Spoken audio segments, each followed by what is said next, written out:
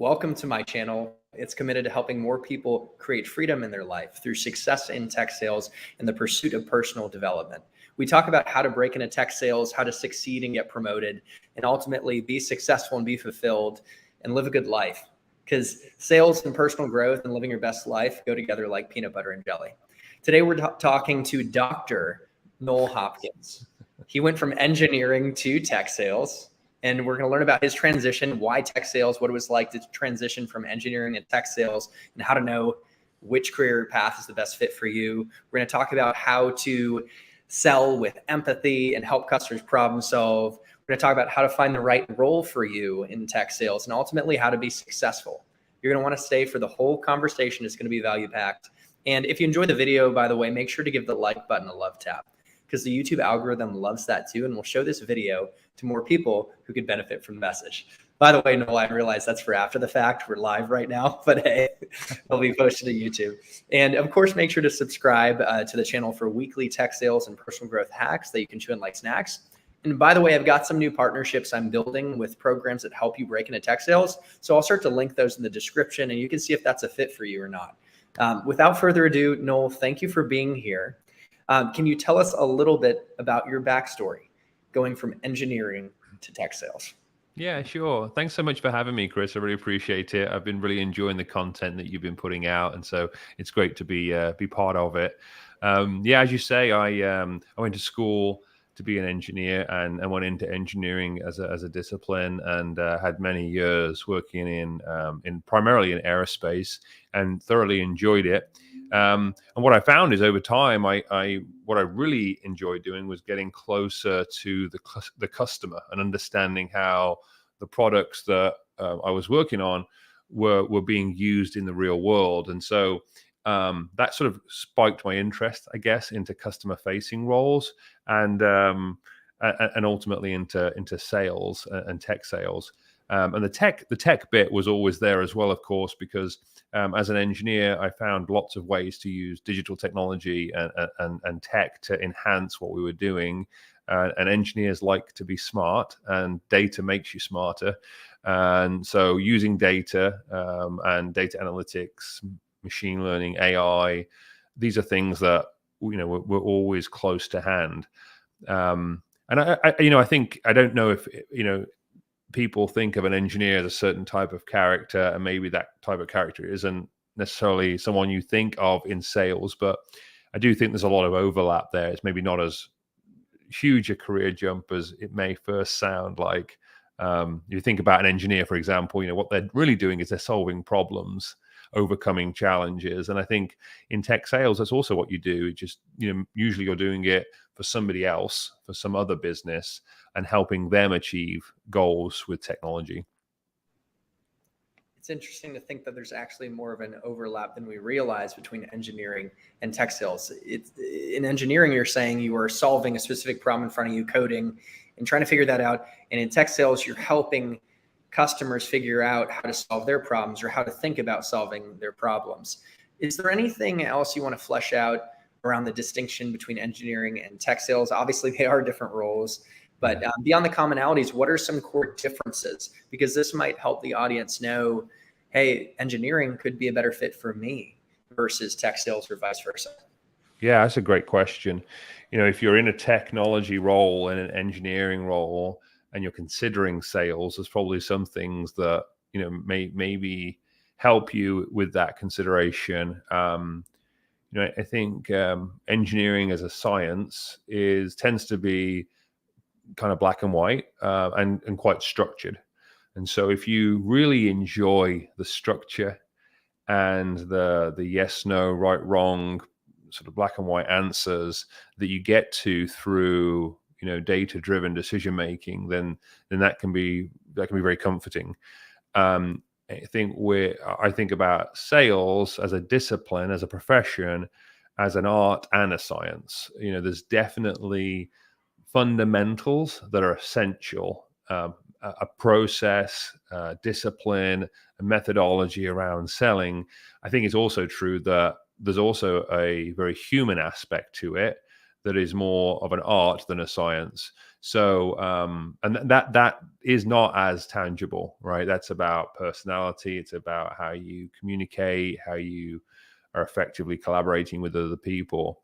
And so if you're an engineer that has that desire and enjoys the maybe less analytical elements of solving problems, then potentially tech sales could be a really really exciting career. I think sales in general, is a very fulfilling role, and it's a very rich career because you have the most wonderful experiences dealing with many different clients in different industries, in different roles. And so, again, if that's something that sounds exciting, putting yourself out there, having rich experiences, having varied experiences, then again, I think, it probably is something that a lot of engineers can excel at and become really effective at. I love the idea of having rich and varied experiences. And I can think personally to events I've hosted with clients where we got to go to a sporting event or have a great dinner and share and connect, not just around business, but personally.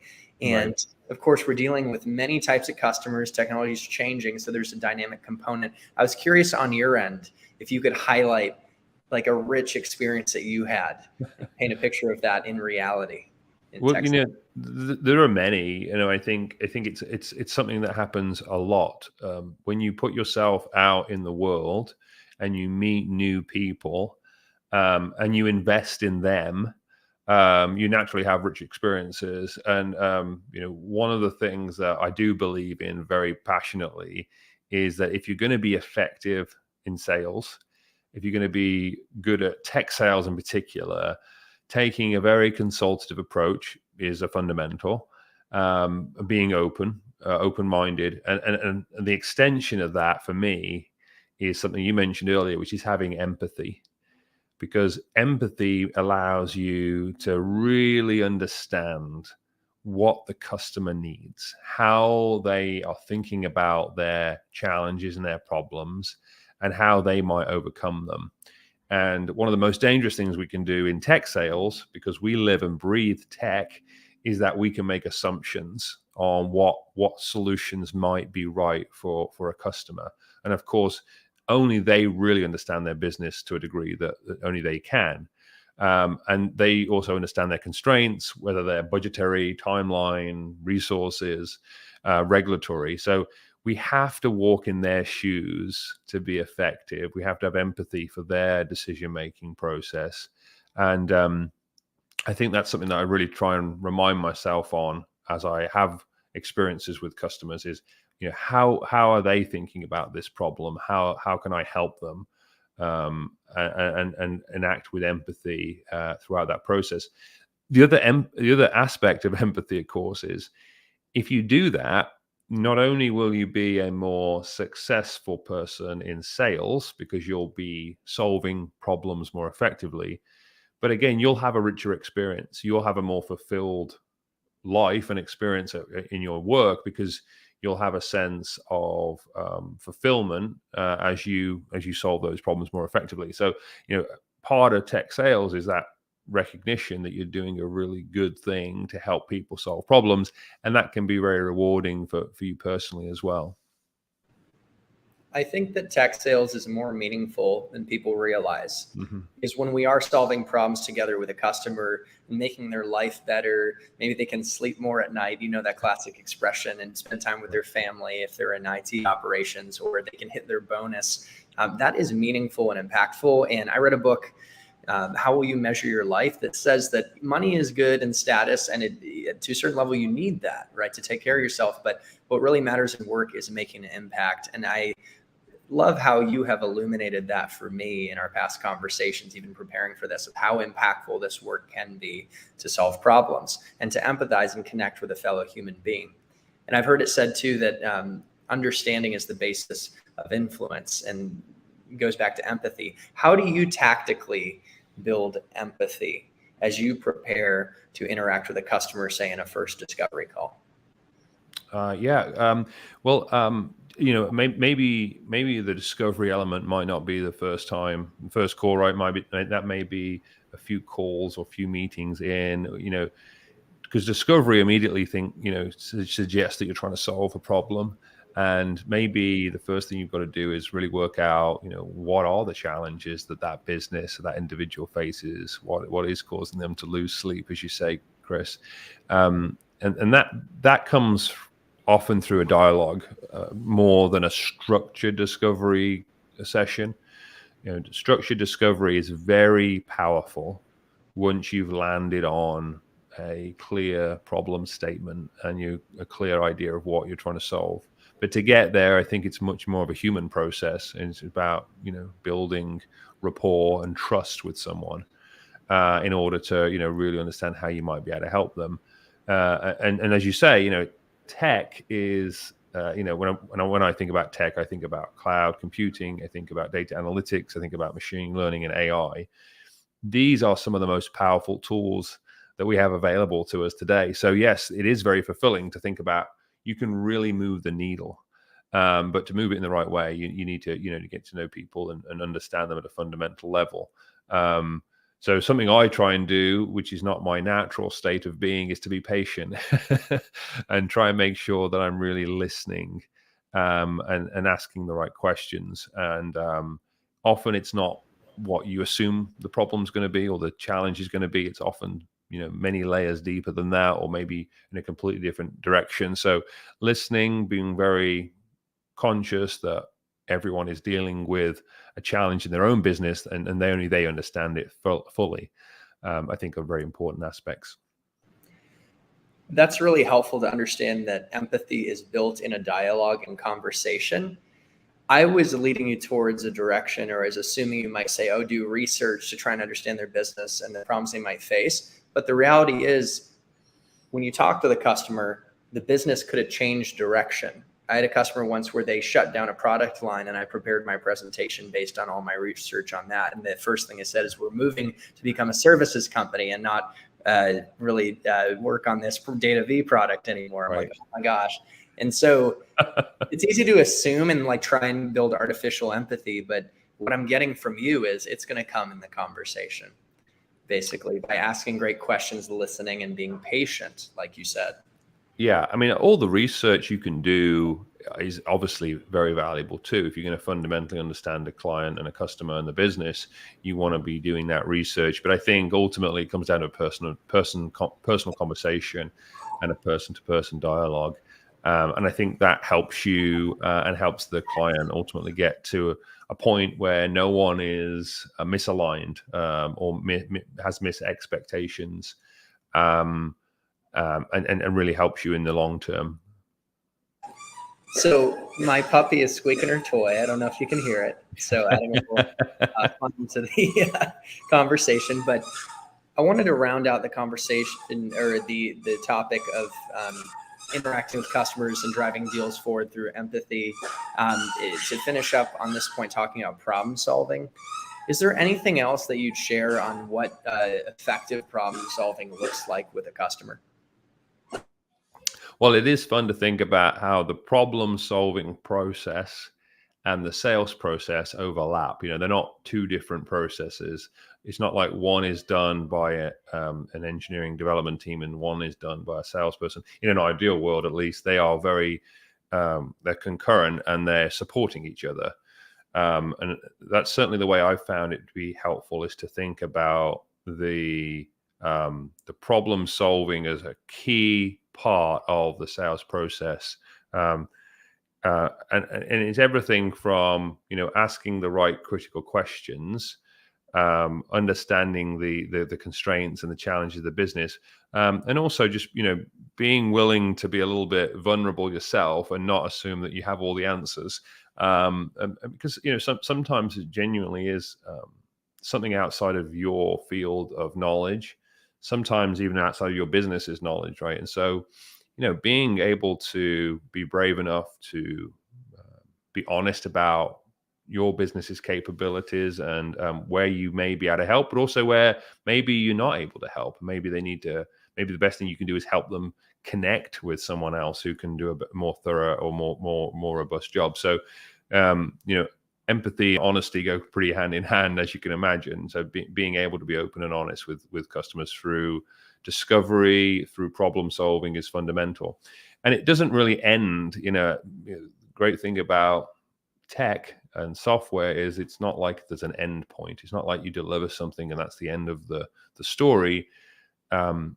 Sales and problem solving lead naturally into customer success, and the idea that we're all on a journey of digital transformation that is enhancing our businesses, enhancing our lives, creating value where we weren't able to before. And so it's kind of fun to think about, each new sale opportunity as the start of a long-term relationship, which is hopefully going to grow and flourish and help everyone be successful together. That long-term mindset is so important. Mm-hmm. I think there was a former leader of Goldman Sachs that said we're long-term selfish. Mm-hmm. He just took a long-term approach, and it's amazing to think about the work that we put in today with the customer, especially in the cloud space, can lead to such a fruitful partnership down the road, something very lucrative and beneficial for both ends. And one thing you mentioned, going back to the quality you described, is intellectual humility and how important it is to be willing to admit when you don't know. And I see this theme all the time. When I interviewed at Google, I know that's a quality they look for, right? Intellectual humility. Obviously, folks are very smart there, but you can't know it all. Right. And I just think that is such a key skill, whether you're in a job interview or with a customer, to be able to acknowledge when you don't have an answer, but to show that you have a desire to learn, curiosity to understand, and maybe an approach to thinking about the problem.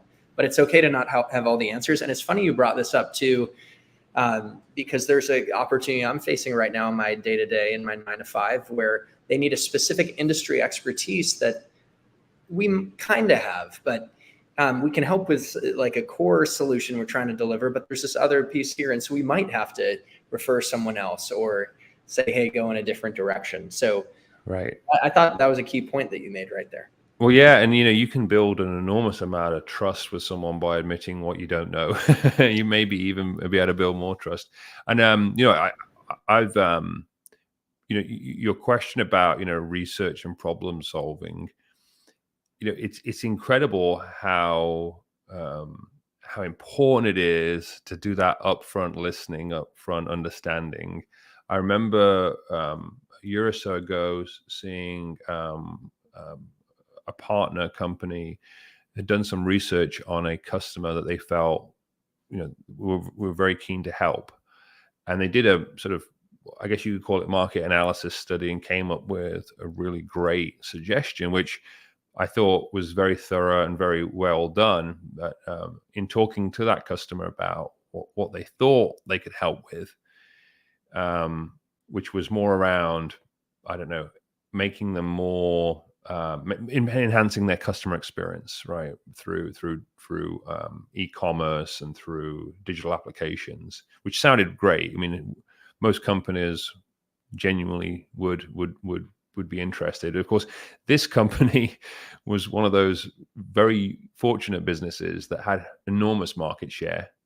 And actually, the thing that wasn't on their mind was customer experience. Not that they didn't care about customer experience, that just wasn't the issue of the day. The issue of the day was, how do they grow and scale without growing and scaling all the costs associated with the business? And so almost a polar opposite challenge faced that customer. And it wasn't that the research that was done was not correct or not accurate. It was just not taking into consideration the empathy point of what the customer was really losing sleep over, which was, how on earth are we going to continue to scale and grow without just growing more cost into our business? And customer experience is important. It just wasn't the most important thing.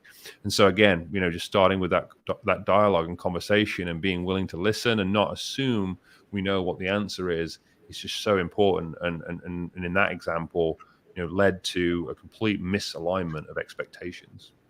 That is such a good real world example. And I'm sure the audience could see something in that for themselves to apply. Mm-hmm. And what I'm hearing is basically we can be trapped in our own point of view. And it's our job to break out of that and understand the customer's view and dance with that and adapt. Right. And you could have a great value proposition, but it might not be meeting the customer where they're at today. So, Noel, changing topics, I heard you got a nice new role. Oh, and, yeah. And so excited about that.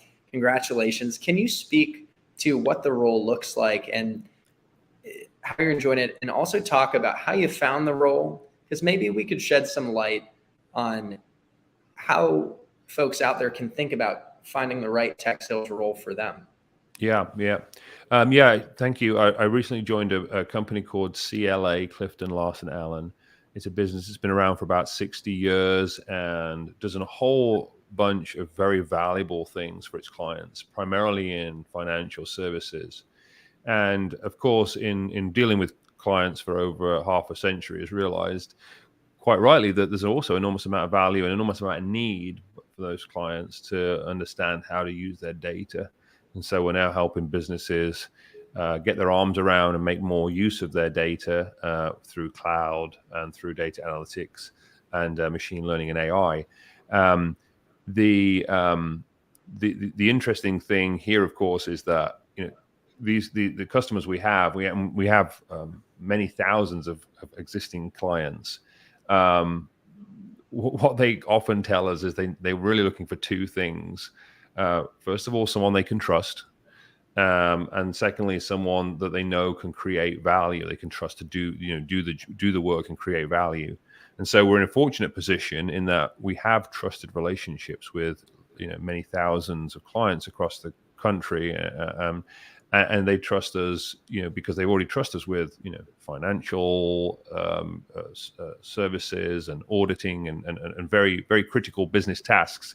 And we are now able to show them just how effective we can be in the digital space. What's interesting about the company is that it's not, what you would necessarily classify as a modern tech company. It is a modern business, and it has a technology department which is growing and being very successful. But that's not what you would think of if you think about CLA.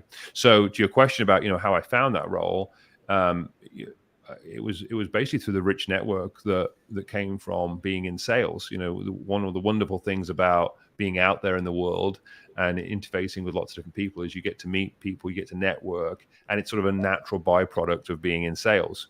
And so that's ultimately how I discovered this role and how I got talking to CLA.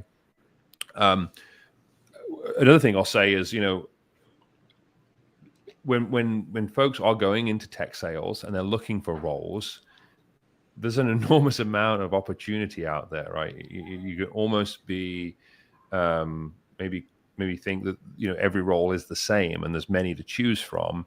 And I think it's very important when people are looking at tech sales for the first time or looking to transition from one role to another, to really understand the role that's being posted and being talked about, because every role is different and every company is different. And so going through the interview processes and the selection process, just a reminder of that, right? It's just how important it is to again have empathy and have good listening skills when it comes to going through the interview process and selecting that next correct role. How is the interview process like a sales cycle, both for the interviewee and the person who is the interviewer? I think I got that right. Interviewee, interviewer. Yeah, I mean it's a great analogy. Sorry, Chris. Yeah, I mean, it's a great analogy, right? It's a sales process, because at any given moment during an interview process, you are either selling your skills or the business you're looking to join is selling, the role to you. So it's a very, very, very collaborative, consultative sales process. It's a great opportunity to practice your sales discipline. And it's interestingly, some of the things that I really value is from a company I'm going to join is what is their culture like, and what are their aspirations as a business. And and to that, how do their values align with my own values and how I think about my career? So that's one aspect at a sort of 50,000 foot level. What's the company like? But then when it comes to the role, that's really interesting too, because there are lots of different aspects to sales. There are lots of different ways that people organize sales and business development teams, customer success teams, account executives. So it's very important to understand exactly what kind of sales role is this. Is this developing existing clients, net new business? Is this a long-term relationship, building recurring revenue? Is this short-term? Is this about growing net new quickly? Is it about growing long-term relationships? And to that point, how will you fit into that bigger strategy? So I found myself asking lots of questions about that, as well as about understanding the overall company. And it's really when all those things mesh and you more on top of each other that you can sort of say, yeah, this is the right move for me. Why was this the right move for you specifically? Like, what skill sets can you express? What is it about the company you're at? Yeah, sure. Well, one of the things that I really appreciate about CLA is they're about an 8,000 person company with 120 offices across the US. And interestingly, no sort of central headquarters. So you've got leadership at all offices and a very sort of flat structure, a lot of accessible leadership, a huge focus on mentoring and coaching at all levels of the company. And also, as an employee-owned business, just a lot of emphasis on long-term growth, long-term strategic growth. So at a company level, I was very attracted to that business model. And then from a tech element, every client that CLA works with trusts us with critical business applications, business processes, because there's real value there.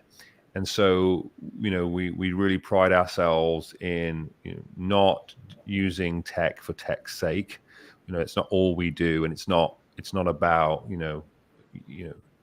people don't come to us and say, hey, how can I use AI? Right? That's not how we're going to sell technology. It's about solving real world problems. So I really appreciate that element too, that we're actually trying to solve the real critical business challenges.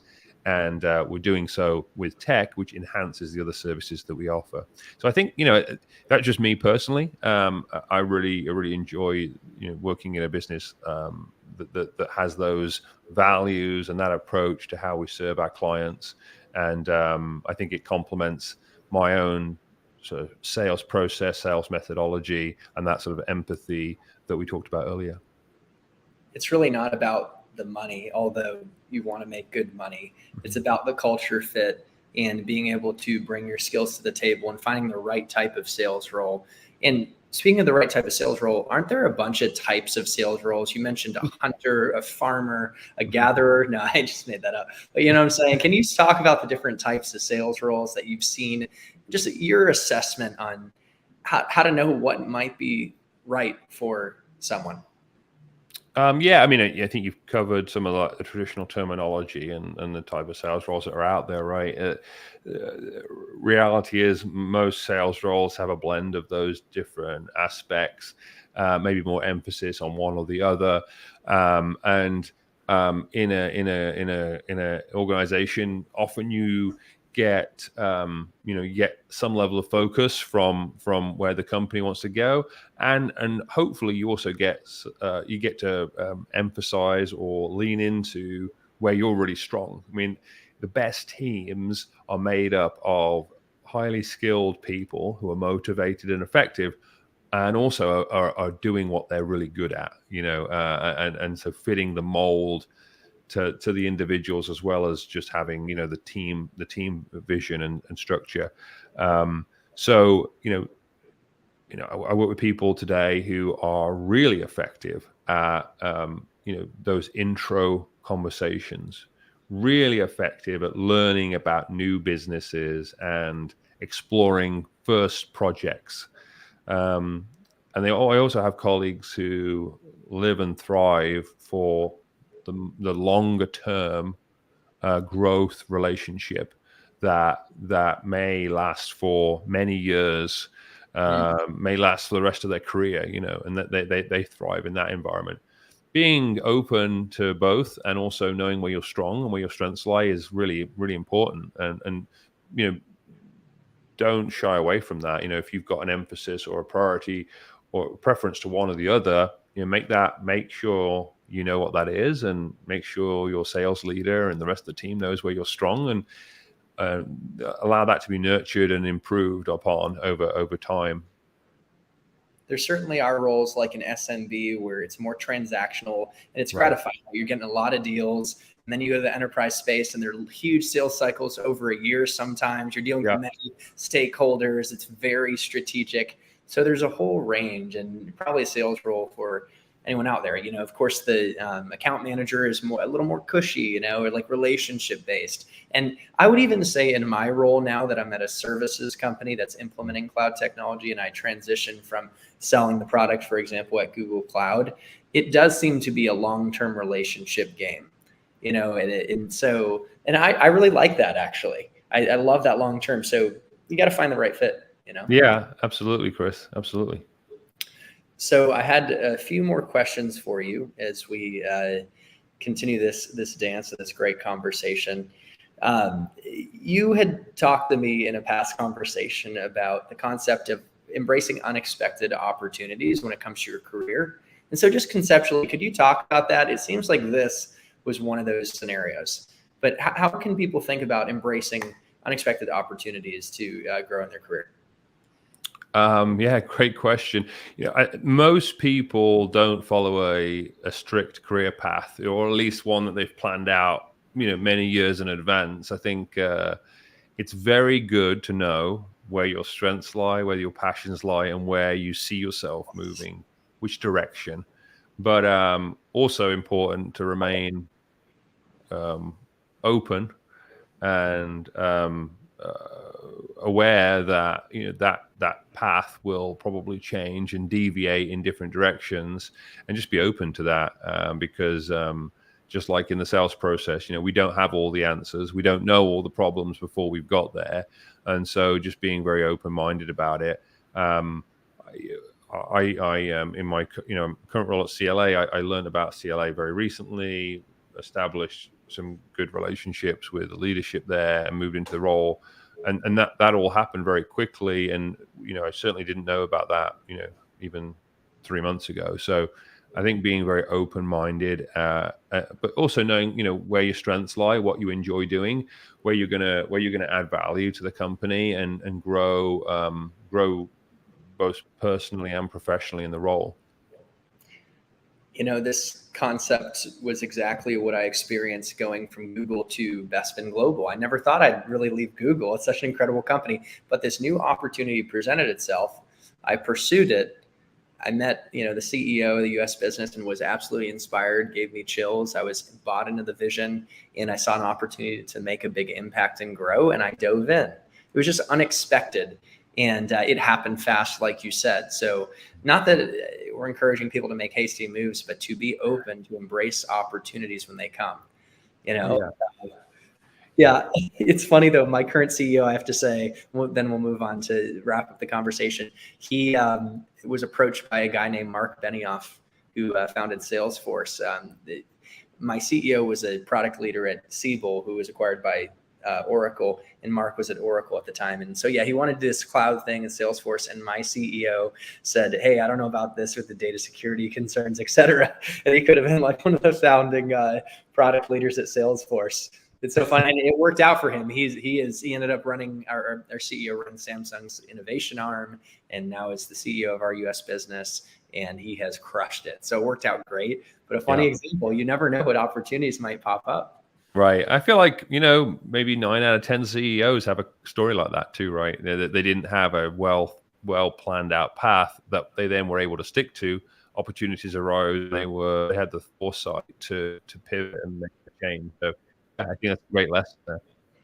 Exactly. And so I think this is my last question. We've had a Power Pack conversation, but let's say someone breaks into tech sales and they're getting going, revving up the engine. How do they accelerate their journey? How do they, what are some of the means through which they can learn? Should they be reading books, or in fact, are there other ways? It's leading you somewhere to accelerate that growth journey. Well, I certainly am a big advocate for having a sales coach.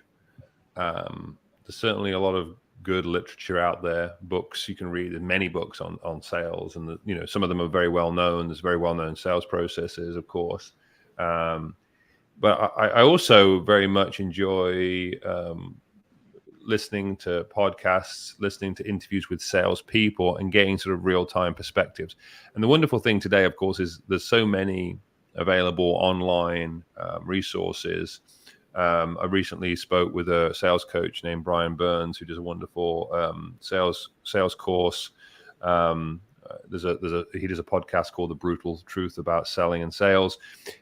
These are wonderful resources because they are always up to date, of course, talking to real world examples, real people. And so I think they really complement a foundation that you can get from formal training, coaching, and the literature that's out there. So recommend finding podcasts and YouTube channels, like yours, Chris, that help you kind of put into perspective and hear from real people who are joining tech sales, or have been there for a while, or have got perspective on the business. I find that really powerful. I'll link that podcast in the description of this video so people can check it out. Podcasts are great. You could be doing some work, listening, running. It's perfect. So what about learning through doing and through mentors? Any thoughts on those? I mean, I think we talked about it before. Those are great ways to learn. But what's your experience in those domains? So I think the most important thing for a salesperson to do every day are the sort of fundamental behaviors, because some days you're going to wake up and not feel great, or have a poor attitude because of things that are happening in the world or in your life. The best way to accelerate your own personal growth and success is to stick to the behaviors, and however you do that, right? So getting up and doing that prospecting, following up with clients who you're committed to supporting, doing the behaviors every day leads you to the success. And if you stop with the behaviors, everything else falls apart. So having a technique, having a methodology, having a process, very important. Having a good attitude, very important too. If either of those fall apart, the best thing to do is get back to your behaviors and recalibrate yourself with doing the things that you have to do. So that's what I remind myself. And the best way for me to do that is to block time and to have some structure around my day that allows me to make sure I'm doing the right things, checking in with the right customers, developing the right relationships, developing my sales pipeline, the business that I need to deliver, just through diligent behaviors. And that's my approach. And once you kick in your behaviors, you can overcome the other stuff pretty quickly. That reminds me of what a former manager at Google Cloud told me: manage behaviors, the results will come. Right. So clearly you're on to something. Clearly it's helped you be very successful. And speaking of behaviors, I have two more questions that popped up, more on just success in general, although it all sales and life success tie together, again, like peanut butter and jelly. So what are do you have like a morning routine or a daily routine at a high level that you follow? This is something most people love to hear. Oh yeah, sure. Well, I'm not sure. I'm not like as diligent as I should be, but I do try and exercise every day. That could be a short run. It could be going for a swim. It could be playing some sport. But I'm just someone who really has a much better work-life balance and a more effective time at work when I spend a certain amount of time exercising. So I got into running during the pandemic. I did a little experiment where I ran a mile every day for 30 days to try and lock in a a behavior because I wasn't a runner before that. And I'm still not really a runner, but I do run regularly now. So that was a successful thing that came out of a little bit of an experiment during the pandemic. But yeah, for me, exercising is really critical, and that often happens in the morning before the work day. Incidentally, I have a colleague who runs every day, and he also has an ice bath every day. And I tell you, he convinced me to try it, and I did last week. And I tell you what, if you really want to wake up and get going in the morning, try an ice bath. That'll do it. Yeah, that's so funny you say that, because I joined a gym called Squatch that I'm about to do an ice bath later. I don't do it in the morning, but that's a part of their shtick is they have an ice bath. They have a sauna. They have sleds you can push. It's very raw. Oh, wow. Huge. And Wim Hof is the Iceman. People out there might have heard of him, but he set Olympic records going through snow and climbing mountains in board shorts and nothing more, and going into cold water and ice for over an hour, like setting records. I really believe in cold exposure therapy. It supposedly extends your telomeres, lengthens your life in a way. Not in a way, I guess it does, and really can reduce anxiety and provide a great context to crush your day. I just do my ice bath, though, in the evening. I kind of knew you'd be into something crazy like that, Chris. That's good to know. I'm crazy, Chris. I'm a little eccentric, but super helpful. And I have heard it said that working out is the keystone habit. It spills over into everything else in our lives, helps us be more thoughtful and have more clarity of mind as well. So we don't have to be like bodybuilders, right? Just getting some type of exercise and movement to start the day is key. Absolutely, Chris. So my final question before we sign off is a big one, a grand one. And I'd have to ask you, because this part of this channel is not just about selling more, but living more. How do you live a good life? Like, how do you think about that question? What does that look like for you? Right now, the focus is the family. We have a young daughter, and she just started a new school, and that's a huge part of me being happy, fulfilled, and making sure that our daughter is too. I also find it very valuable, very important to have goals, for the future. I'm not quite close to retirement age yet, but I like to think about, next 5, 10, 20 years, like what kind of life do I want, and what kind of things do I want to be doing? And so, if you haven't, I recommend sitting down and mapping that out, because it's really interesting.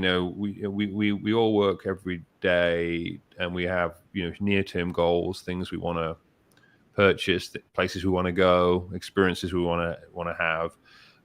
But it's really interesting to sit down every now and then and think about the longer term. And I think that by the time we get to retirement age, I'm not sure retirement will still be a construct as we know it today. It'll probably be something slightly different. Maybe we'll have a second career, and maybe we'll do different things. But I think it's really fun to think about where you want to be later in life. Where, for me, I've got some things that I really want to do: travel, sail, experience certain things. And so those things really help me kind of drive day to day where I want to get to long term, as well as I say right now, making sure the family are good, and the daughter is growing up with a father who she can look up to, as well as occasionally being goofy and doing all the things that dads do. She's got a great dad, and I know that for a fact. I appreciate you sharing that perspective, having goals and thinking long term, and showing, for example, how you're using tech sales to create freedom in your life, what you're moving towards, whether it's sailing the world and traveling and supporting your family. And that's definitely inspiring.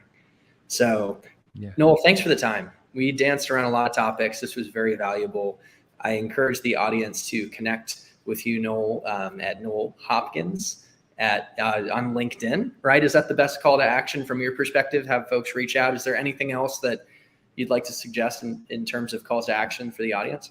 No, that's great. You can follow me on LinkedIn, and I try and stay active there and share links to other, sales coaches and sales podcasts. So yeah, please do. And thank you again, Chris. I really appreciate your time today. I hope your puppy is settled down there, and we'll speak again soon, no doubt. Yeah, Noel, thanks for the time.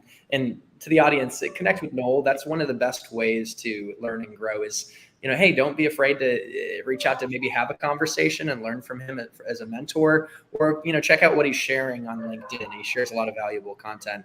I hope, speaking of valuable content, I hope you really enjoyed this. Make sure to give the like button a love tap.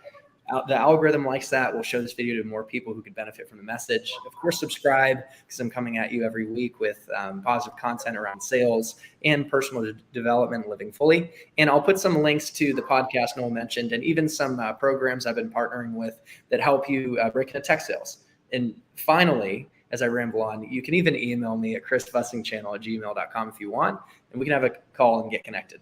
So, all right, guys, thanks for the time. Happy selling and happy living. Until next time.